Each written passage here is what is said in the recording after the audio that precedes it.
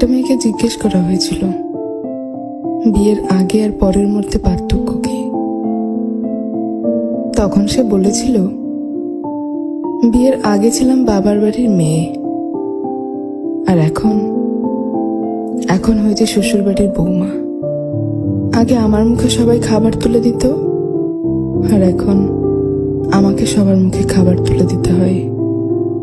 আগে একটু ব্যথা পেলে চিল্লাচিল্লি করে সারা বাড়ি মাথায় তুলে ফেলতাম, আর এখন অনেক ব্যথা পেলেও একটা শব্দ করি না। আগে হাসার জন্য মা বকতো, আর এখন কাঁদতে গেলেও ভয় হয়। আগে একটু মন খারাপ হলেই মা বুঝে ফেলতো, কিন্তু এখন ভেতরটা চুরমার হয়ে গেলেও কেউ টের পায় না। আগে ভাবতাম বাইরের জগৎটা অনেক শান্তি, কিন্তু এখন